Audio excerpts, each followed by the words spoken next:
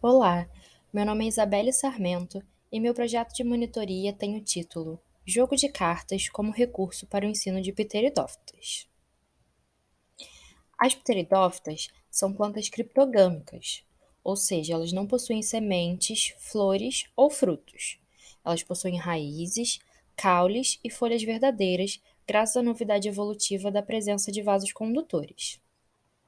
Elas apresentam um padrão de alternância de gerações em seu ciclo de vida, sendo o esporófito a fase duradoura e o gametófito a fase de curta duração, e dependem da água para o seu sucesso reprodutivo. Essas plantas representam um dos temas visto em Botânica 2, e por ser bastante complexo, muitos alunos possuem dificuldade no entendimento. Por isso, seria interessante criar mecanismos para facilitar a compreensão da matéria e gerar um melhor desempenho na disciplina. Grande parte dos alunos de Botânica 2 estão tendo seu primeiro contato com a universidade. E outra parte reprovou a disciplina, muitas vezes por conta da complexidade dos assuntos abordados. Isso gera uma grande dificuldade em entender alguns aspectos que permeiam as plantas, no caso da disciplina, as briófitas e as pteridófitas. Por isso, seria interessante criar mecanismos para que eles pudessem compreender melhor o que é passado nas aulas teóricas e práticas. E jogos didáticos podem contribuir para melhorias no processo de ensino e aprendizagem. Os objetivos do projeto são promover um melhor entendimento das pteridófitas e seu ciclo de vida, possibilitar um melhor rendimento nas aulas e avaliações e inspirar um maior interesse na disciplina de Botânica 2. Então vamos para a metodologia. Será aplicado um jogo após as aulas teóricas e práticas sobre pteridófitas, a fim de observar o desempenho, entendimento e compreensão dos alunos sobre o que foi dado. E como funciona o jogo? É um jogo de cartas que deve ser jogado em grupos com o auxílio de um mediador. Existem cartas de perguntas relacionadas às pteridófitas, que estão aqui exemplificadas, e cartas com partes da estrutura da planta, representando o seu ciclo de vida. Aqui a gente tem a carta raiz, caule e folha, a dos soros, esporos e prótalo. E aqui a gente tem o arquegônio, a oosfera, o anterídeo e o anterosóide. Além disso, tem as cartas bônus, a carta de água e de troca, que adicionam pontos, no caso da carta de água, ou permitem a troca de uma carta com um outro grupo, no caso da troca. O objetivo do jogo é conseguir, através das respostas às perguntas, reunir todas as cartas da estrutura das pteridófitas ou fazer o maior número de pontos. E aí tem algumas regras. As cartas precisam ser separadas em dois montes, o monte das perguntas e o das estruturas, e cada um deles deve ser embaralhado. A ordem de início vai ser dada através de sorteio por dado, e cada grupo vai começar o jogo com 3 cartas aleatórias de estruturas que vão ser dadas pelo mediador. Todos os grupos devem deixar suas cartas à mostra, na mesa. O mediador vai direcionar as perguntas aos grupos, em ordem, e a cada acerto o grupo pega uma carta de estrutura do montinho. Vai vencer o grupo que completar as estruturas ou que fizer mais pontos, caso acabem as cartas das perguntas. E aí existe um sistema de pontuação das cartas. A raiz, caule e folha tem 20 pontos, soros 10, esporos 10, mas soros e esporos 30. Prótalo 50, arquegônio 30, oosfera 30, mas arquegônio e oosfera 100. Anterídeo 30, anterosóide 30, mas anterídeo e anterosóide 100. E água soma 100 pontos também. E quais são os resultados esperados? Após a aplicação do jogo, espera-se que os alunos consigam visualizar melhor as estruturas e ciclo de vida das pteridófitas, visando promover uma maior facilidade no entendimento e na aprendizagem. Então, é isso. Muito obrigada. Olá, meu nome é Yuri Chichero Gastin, Sou monitor voluntário da disciplina de Zoologia 1, orientado pela professora Cíntia Simone Gomes Santos. Essa disciplina faz parte do Departamento de Biologia Marinha do curso de Ciências Biológicas da Universidade Federal Fluminense. E o nome do meu projeto é Ciclo Reprodutivo em Rotífera, onde estão os machos. O projeto desenvolvido por mim para apresentar nessa 24ª semana de monitoria é um exercício de fixação a respeito do filo rotífera, na forma de jogo de completar, e tem como público-alvo os alunos da matéria de Zoologia 1, majoritariamente ingressantes no curso de Ciências Biológicas. A motivação desse projeto está ligada ao fato de que esse filo, apesar de ser o menor grupo de mentozoários vivos em tamanho, possuir alta complexidade.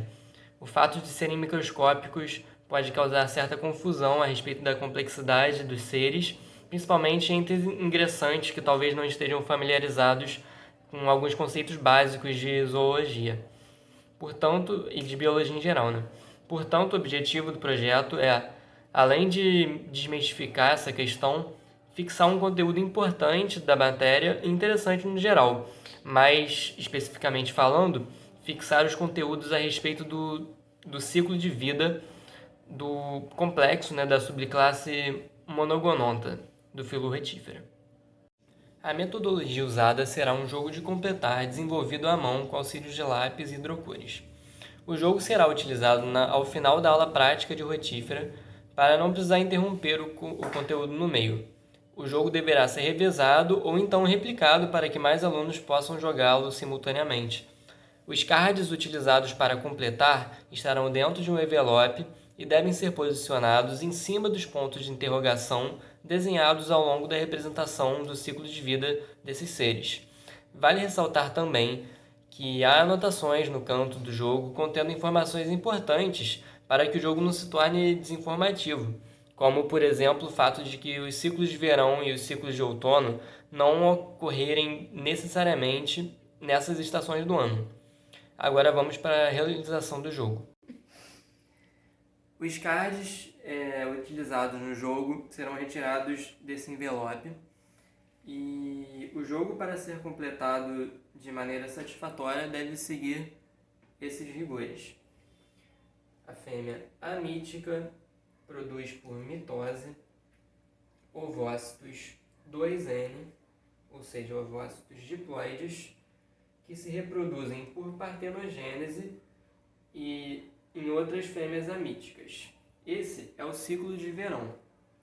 Com o acontecimento dos estímulos mistos, que são condições ambientais específicas, esses ovócitos produzidos pela fêmea amítica eclodem em fêmeas míticas, que por sua vez produzem por meiose ovócitos haploides.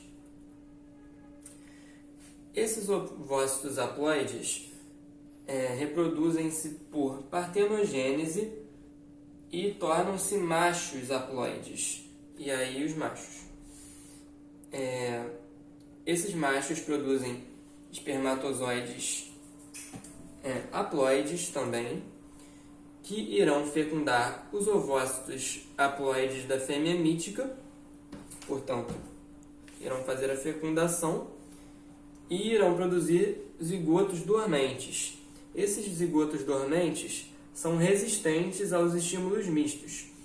Quando as condições ambientais tornam-se favoráveis novamente, o zigoto dormente irá eclodir como uma fêmea amítica que irá repetir o processo.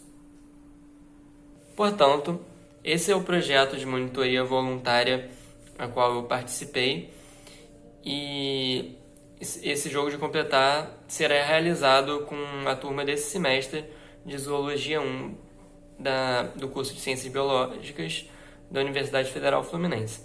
Seguem aqui as referências utilizadas e obrigado.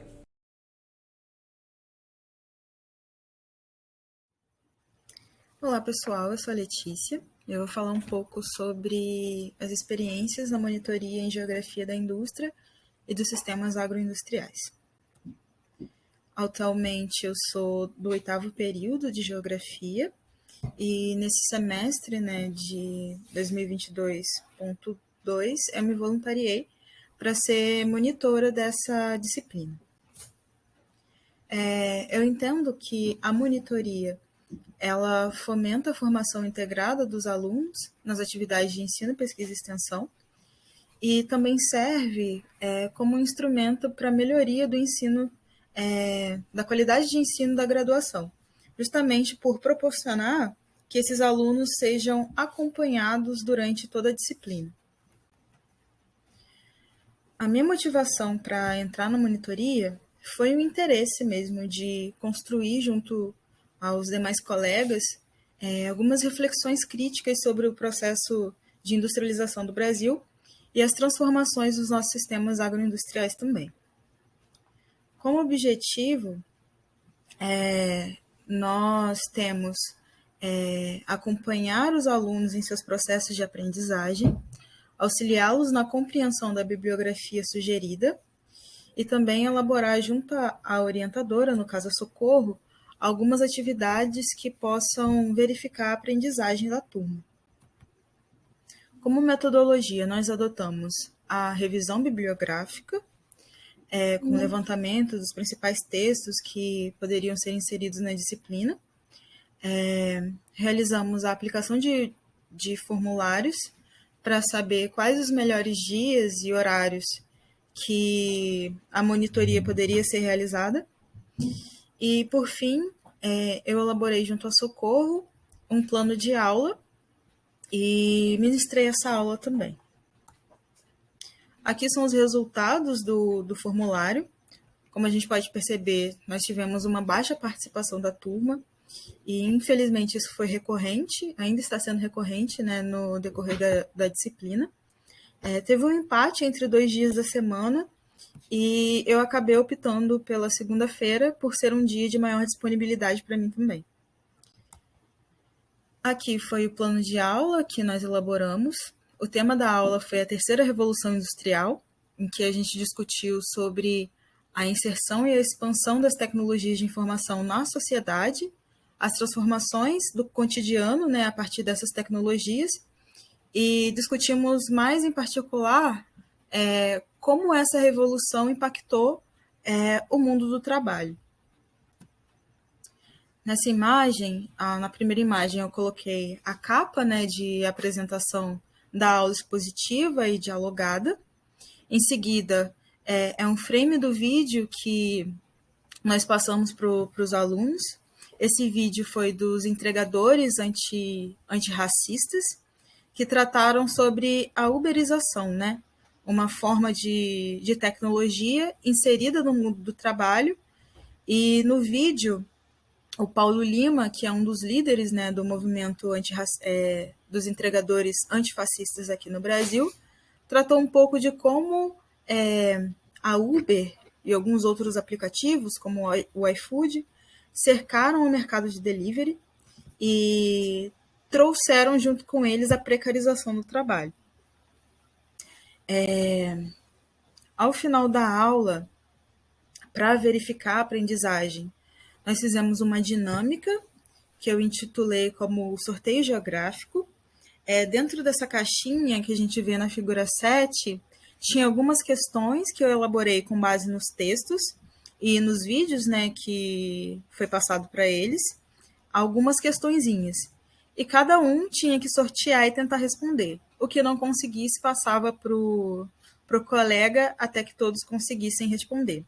Foi uma atividade que ocorreu tudo bem, a turma participou, todos foram muito bem durante a avaliação, demonstrando que, de fato, conseguiram compreender o conteúdo. E, por fim, alguns desafios, né, que eu encontrei na turma, que por ser uma turma muito pequena, não tem como a gente pensar em muitas dinâmicas, e além de ser pequena, tem baixa frequência e às vezes baixa participação, o que dificulta tanto o processo da monitoria quanto as aulas em si. Então, foi esses os desafios, né, que eu encontrei, mas tem sido uma boa experiência e É isso. Até a próxima. Olá, eu sou Bianca Machado, estudante do curso de Medicina e atual monitora voluntária da disciplina de Anestesiologia. Meu projeto de monitoria é sobre abordagem de vias aéreas na emergência em um ambiente de centro de simulação realístico. E meus orientadores foram o professor Estevão Braga e Alexandre Assad. Bom, a abordagem de via aérea é uma conduta que busca prover um caminho para que o oxigênio chegue aos alvéolos pulmonares e com isso seja permitidas trocas gasosas. E é de extrema importância, principalmente no cenário de emergência, onde se deve agir de forma rápida, uma vez que a hipóxia, que é a inadequada quantidade de oxigênio nos tecidos, é uma das causas de parada cardiorrespiratória e morte. Sendo assim, esse é um tema vital para que todo médico formado saiba pelo menos o básico da técnica de abordagem de uma via aérea. E durante a nossa graduação, a gente não tem um tempo hábil para explorar esse tema e fortalecer e aplicar esse conhecimento no ambiente controlado da nossa grade horária.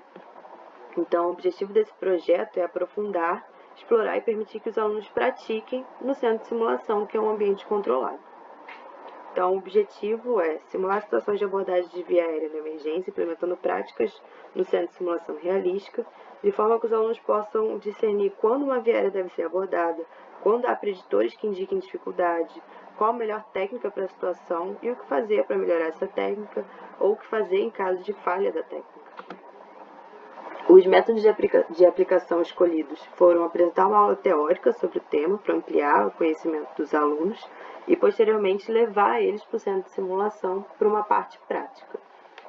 Como forma de validação e de perceber o tanto de conhecimento prévio e a evolução desses alunos, foi passado um questionário anônimo imediatamente antes da aula teórica e o mesmo questionário imediatamente após a parte prática. Aqui uma imagem do questionário, tido como pré-teste, feito pelo formulário do Google, e uma foto da nossa aula teórica com esses círculos amarelos, são para preservar o direito de imagem dos alunos. Já nesse slide, parte dos alunos, um dos grupos no centro de simulação realística, e o mesmo questionário anônimo após a parte prática. Sobre os resultados parciais, por questões de disponibilidade, muitos alunos do 7º período se voluntariaram a participar do projeto, então a gente precisa de mais dados no centro de simulação. Ainda não foi possível realizar a avaliação completa dos dados e da evolução do grupo, porque a gente precisa de que todos os alunos já tenham passado por todas as partes, uma vez que o questionário é anônimo. Mas será feita a avaliação comparando os percentuais de respostas dos questionários pré- e pós-atividade. A referência utilizada para a confecção das aulas, além das orientações de professores, foi o livro Manual do Walsh para Manejo de Via Aérea na Emergência, que está disponível na plataforma Minha Biblioteca para os alunos da Universidade Federal Fluminense. Então, todos os alunos do curso de Medicina que quiserem aprofundar seu conhecimento por meio dessa referência, tenham acesso. E, por fim, eu queria agradecer tanto aos alunos do 7º período que toparam entrar nesse projeto e embarcaram nessa ideia com a gente, quanto a Tuane, que é a monitora também comigo na anestesiologia, que me ajudou e que montou esse projeto comigo, além dos orientadores, por todo o apoio e ensinamento. Espero que eu tenha conseguido passar nesse pouco tempo a importância e a aplicabilidade. Obrigada. Bom dia, meu nome é Júlia Araújo Guete da Silva e no ano de 2022 sou monitora voluntária da disciplina Clínica Médica de Grandes Animais, sob a orientação dos professores Orley Justen e Cícero Piton. O título do meu projeto de monitoria é Programa de Monitoria em Clínica Médica de Grandes Animais, Ondas, Segmentos e Intervalos no Eletrocardiograma Equino. O meu projeto de monitoria consistiu na confecção de um banner para servir de apoio às aulas práticas da disciplina na Fazenda Escola Cachoeira de Macacu, que ocorrem durante todos os períodos. O objetivo é que esse banner seja apresentado juntamente à realização de um exame eletrocardiográfico no equino. A escolha do tema foi realizada baseada na demanda e na percepção de que os alunos apresentavam grande dificuldade no entendimento da cardiologia equina, que é um tema essencial para a prática clínico-profissional.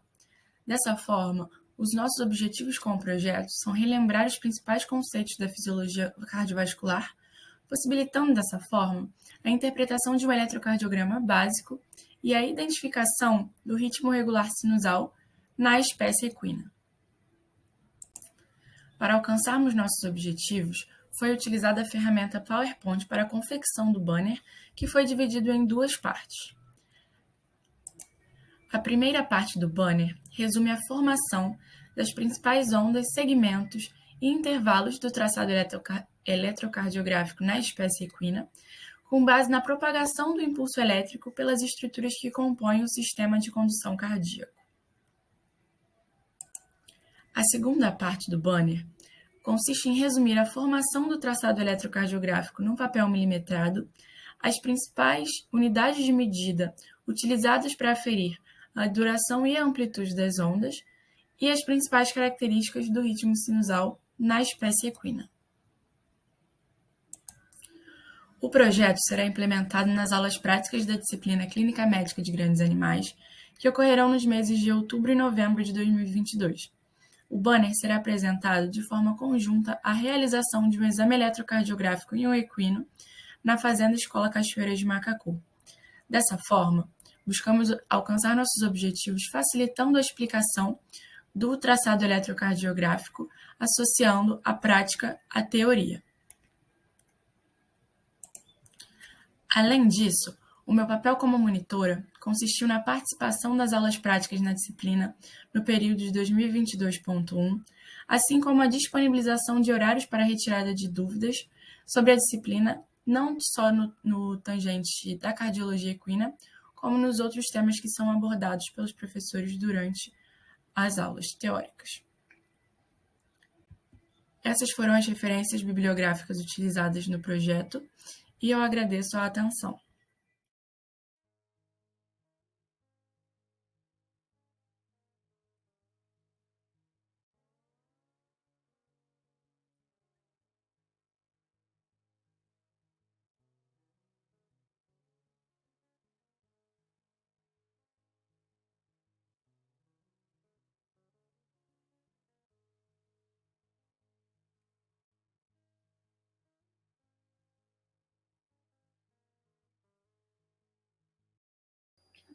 Então, essa é a primeira parte da trilha de aprendizagem apresentada aos alunos. Aqui a gente começa com um convite para que eles possam estar ingressando nessa trilha de aprendizagem comigo. E aí, nessa primeira página, a gente conta com alguns dados de identificação apenas. Já na segunda página é onde começa a trilha de fato. Durante essa caminhada que o aluno vai fazer em torno das questões, o objetivo é que ele aprenda tanto com erro quanto com acerto. Então, a questão, ela oferece um feedback para qualquer opção que o aluno marcar. Então, se ele marca, por exemplo, essa segunda opção, a gente tem aqui um feedback, e aí nesse feedback, dependendo da resposta estar correta ou não, essa aqui no caso é a nossa resposta correta, ele recebe esse parabéns, né, por ter acertado, mas aí ele também recebe alguns materiais complementares para estar complementando esse aprendizado, para estar ajudando a associar aquela questão. Tendo acertado, ele avança para a próxima questão e continua seguindo a trilha. Mas no caso do erro, eu vou mostrar na próxima questão. Quando o aluno erra a questão, por exemplo aqui, quando ele erra a questão, ele é apresentado a uma página que informa sobre o erro, mas que não deixa esse erro passar despercebido, simplesmente errou a questão e passar para outra.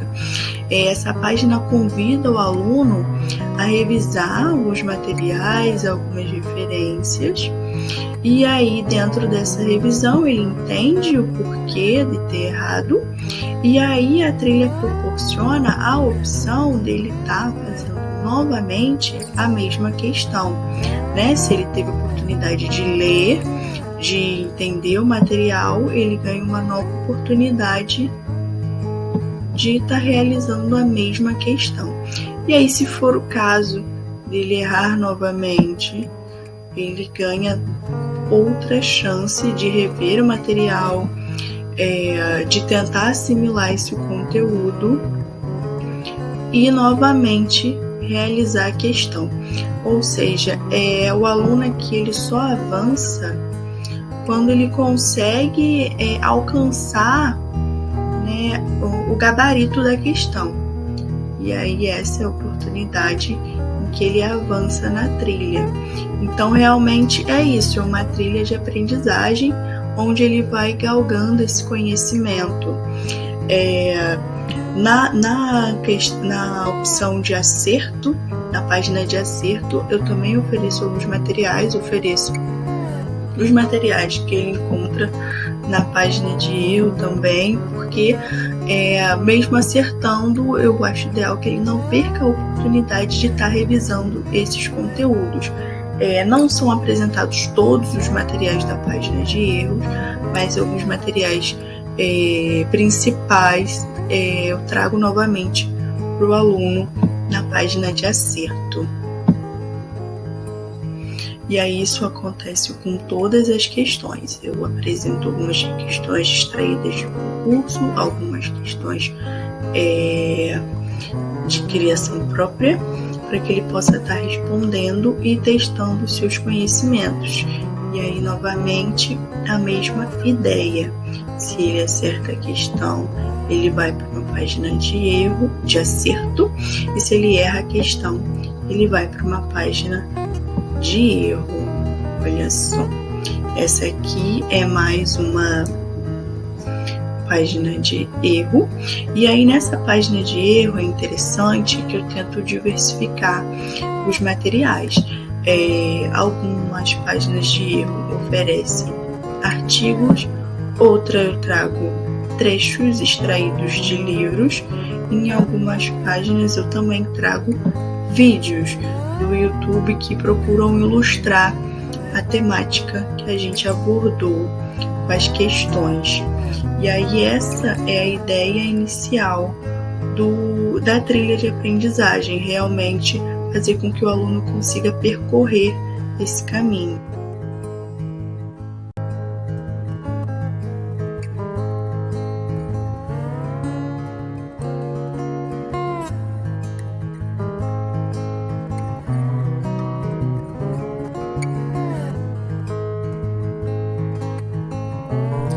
A seguir, eu vou passar alguns dos comentários que os alunos deixaram no formulário de avaliação. Nesse espaço, eles tiveram a oportunidade de passar um feedback ou sugestão do que eles acharam da atividade e da contribuição dela para o processo de aprendizagem deles. Olá, sou Vinícius Viana, aluno do 7º período de Medicina e monitor de Parasitologia. Vim apresentar nosso projeto de monitoria vinculado ao Departamento de Microbiologia e Parasitologia da UF, intitulado Parasitologia Inclusiva, Audiocards como ferramenta de aprendizagem, sob a orientação das professoras Patrícia Riedel e Danusa Pinheiro. Esta é a programação da nossa apresentação. Bom, a Lei Brasileira de Inclusão da Pessoa com Deficiência ressalta a necessidade de promoção de igualdade, exercício de direitos e liberdades para este grupo. E para tal, em seu 3º artigo, inciso 3, aborda a necessidade de tecnologias assistivas como ferramenta de inclusão social, garantindo autonomia, independência e qualidade de vida. Tais direitos, em aspectos legais, se estendem às pessoas com transtorno do espectro autista, que, através de uma política nacional de proteção de direitos, foi considerada um tipo de deficiência.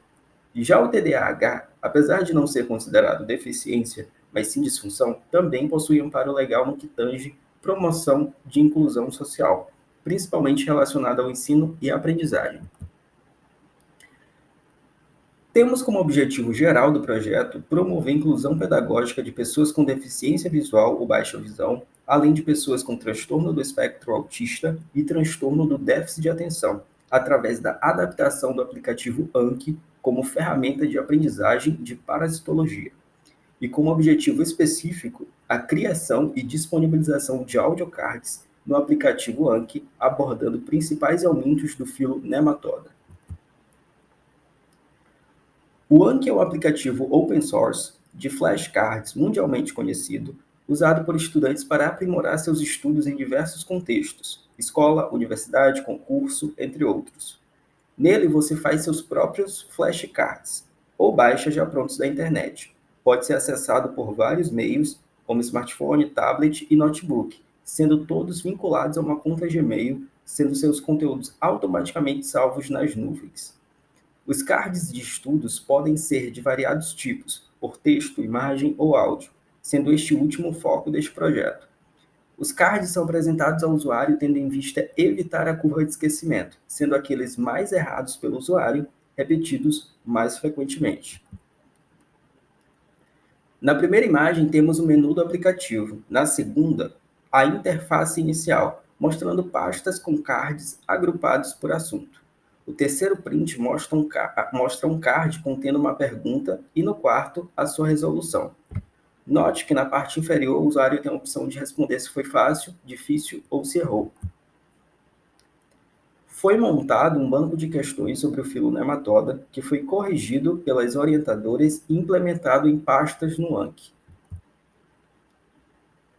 O acesso inicial do smartphone até a abertura do aplicativo e seleção do card foi feita pela ferramenta de acessibilidade do Android TalkBack, sendo seu análogo o VoiceOver no iOS.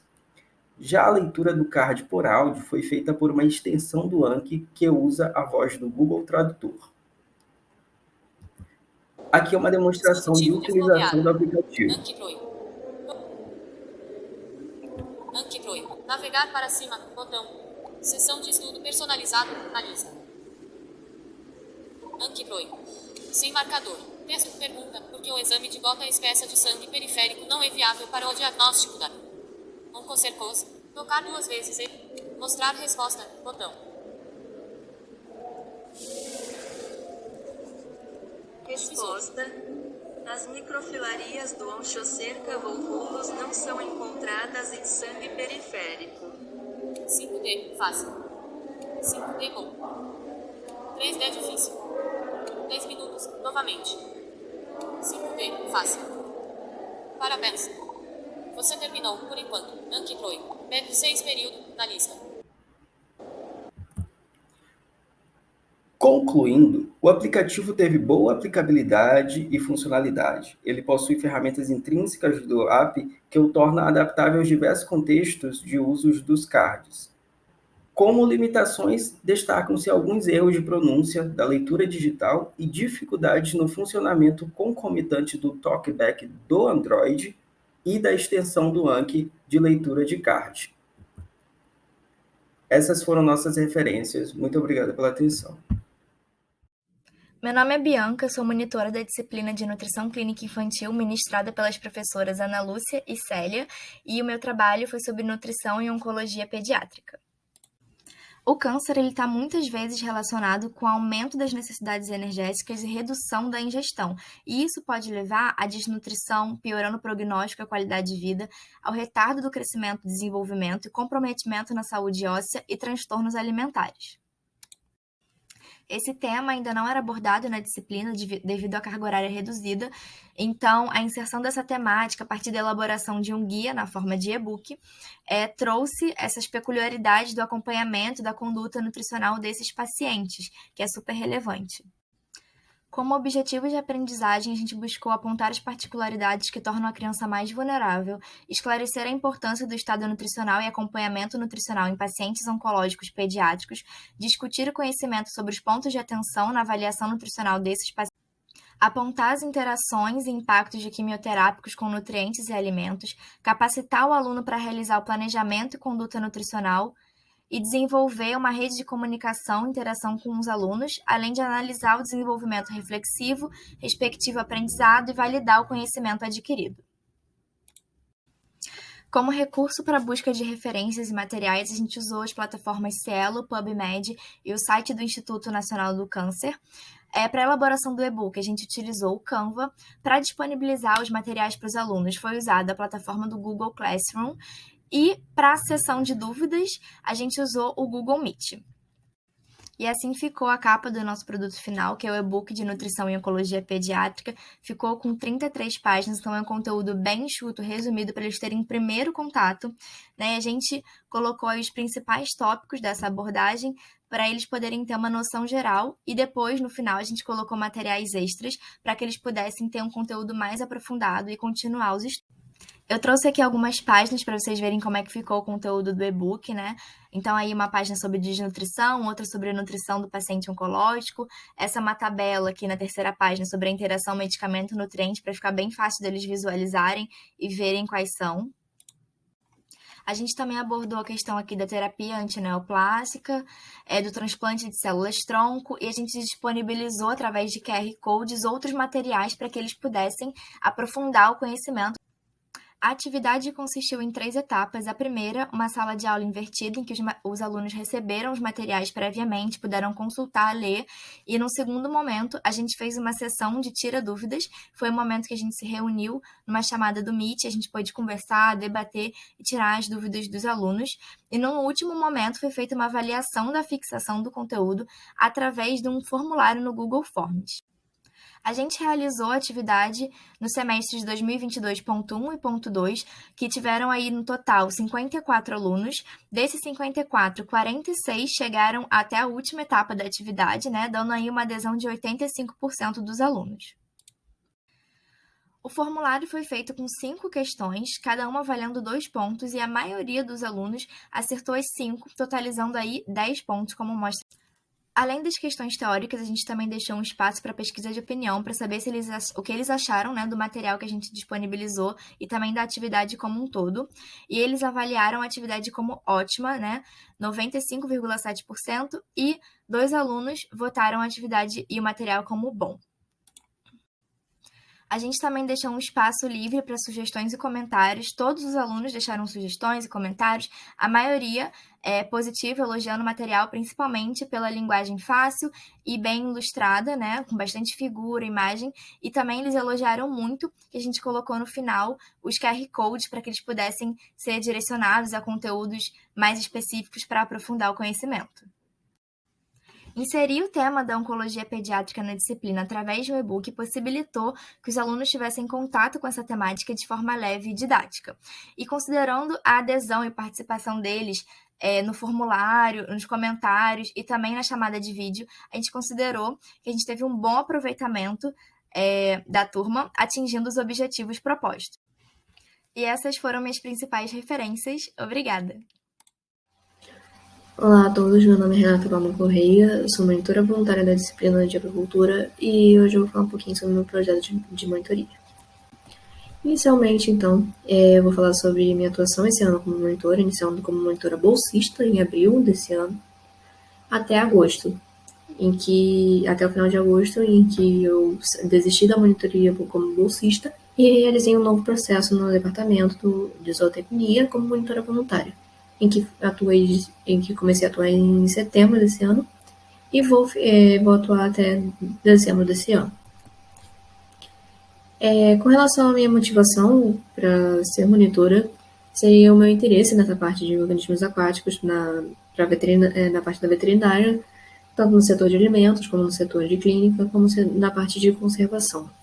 Além disso, eu entendo a importância que é conhecer sobre essa parte de organismos aquáticos, sobre a parte de anatomia, criação e produção, e eu pretendo passar esse conhecimento para os alunos desse semestre e sobre como é importante. Com relação aos meus objetivos, tanto como monitora bolsista e voluntária, foi continuar sendo acompanhar os alunos nas aulas práticas. Em ambos, eu ministrei a aula sobre pesca no contexto atual da disciplina e, posteriormente, realizei uma atividade lúdica para fixação do conteúdo. Também fiz um questionário de avaliação para ter um feedback desses alunos sobre minha atuação nas aulas e como eu poderia melhorar. E no primeiro semestre eu auxiliei nas atividades do Classroom, que era o método de avaliação naquele momento, e esse semestre pretendo auxiliar nas provas teóricas e práticas que vão ter durante o semestre. Com relação à minha metodologia, eu ministrei a aula de pesca no contexto atual, em que abordei sobre a importância da pesca, que grande parte dos organismos aquáticos no mercado, atualmente do setor da indústria na área de alimentos, são provenientes da pesca. Também abordei sobre as questões da legislação da pesca, sobre os tipos de pesca existentes e sobre a pesca sustentável e como podemos obter uma pesca sustentável atualmente. Além disso, com relação à metodologia também, eu fiz uma pescaria com quiz, em que dividi os alunos em grupos na sala, e cada aluno desse grupo ia pescar um peixe, fazer uma pescaria de festa junina, e a partir do peixe eles responderiam uma pergunta baseada nessa aula de pesca no contexto atual. Caso esse aluno e o grupo deles acertassem a questão, eles ganhavam pontos, e isso se tornou uma dinâmica bem descontraída e teve bastante competição entre os alunos, e foi uma forma de fixar o conteúdo dessa aula. Com relação aos meus resultados parciais, eu vou apresentar algumas fotos, inicialmente como monitora bolsista, da minha participação na aula prática, na anatomia de peixe, na aula de crustáceos e na parte de ranicultura também. Também fiz a dissecção do peixe para observar a anatomia. Além disso, eu ministrei a aula de pesca tanto no período da manhã como no período da tarde, no dia 4 de julho, no primeiro semestre. E realizei a atividade da pescaria com quiz. Aqui também tenho a avaliação de monitoria, que eu realizei no Google Forms e disponibilizei no Google Classroom e obtive uma tabela no Excel para avaliar os resultados. Como monitora voluntária, eu também auxiliei os alunos na aula de anatomia de peixes e pretendo auxiliar nas próximas aulas seguintes, nas próximas aulas práticas. Eu ministrei a aula no dia 12 de setembro, tanto no período da manhã quanto no período da tarde, da pesca no contexto atual. Também fiz o quiz com a pescaria, com os alunos. E fiz a avaliação também pelo Google Forms e com registros no Excel. Essas são as minhas referências. E obrigada. Olá, eu me chamo Leidiane Farias de Souza, sou discente do curso de graduação em enfermagem da Universidade Federal Fluminense, do Instituto de Humanidades e Saúde, e me encontro no 6º período atualmente. Sou também monitora voluntária da disciplina de Histologia 2, que é uma disciplina obrigatória ofertada no 2º período do curso de graduação em enfermagem e que participará da 24ª semana de monitoria. Assim, eu trouxe um material para falar sobre a monitoria de Histologia 2 com a perspectiva discente. Quais são as contribuições para a graduação? Afinal, o que é a disciplina de Histologia 2? Trata-se do estudo microscópico das células e tecidos e organização de suas estruturas, que constituem, por geral, os órgãos, focando principalmente na análise dos sistemas do corpo humano. Quanto à motivação e objetivos da monitoria de Histologia 2, nós podemos citar o fato de estimular a participação dos alunos na disciplina, pois eles se sentem mais confortáveis a conversar, afinal eles estão discentes também, sanar dúvidas referentes ao conteúdo dado em sala de aula e também despertar um interesse maior para a área de ensino, pesquisa e extensão a partir da disciplina. Nossa metodologia é dada a partir da revisão oral, onde questionamos, resumimos e explicamos tópicos importantes do conteúdo durante as aulas ou em aulas extras. Se dá também através de jogos, no site Kahoot, em que são feitas várias questões de verdadeiro ou falso, certo ou errado, objetivas e discursivas de forma mais ilustrativa possível e dinâmica. além das dinâmicas que a gente aplica, como os simulados, que são bem semelhantes à avaliação, para que os alunos possam se sentir mais confortáveis mediante a avaliação e o estudo para a mesma. E também os estudos dirigidos, que são questionários que ajudam a guiar o aluno no estudo da disciplina. E, para adicionar, nós estamos construindo também um atlas de histologia com lâminas pertencentes aqui do Instituto de Humanidades e Saúde. Quanto aos resultados parciais, nós observamos que com a monitoria de histologia houve maior índice na aprovação de alunos na disciplina, houve um aumento da participação dos alunos durante as aulas, houve também uma aproximação dos discentes com a universidade, pois através de nós monitores, há uma maior aproximação, já que conversamos com eles sobre as atividades que tem dentro da universidade, atividades também acadêmicas, sobre os projetos que a universidade possui, e também podemos ver que há uma aprendizagem de forma mais dinâmica e leve. Para nós monitores, também há contribuições, como a revisão da disciplina em que estudamos no início da graduação, o reforço da disciplina para a continuação de outras disciplinas e também, é claro, a contribuição como pessoa. Aqui estão as referências que utilizei para a construção desse material. Eu espero que de alguma forma eu tenha contribuído e que vocês gostem. Obrigada!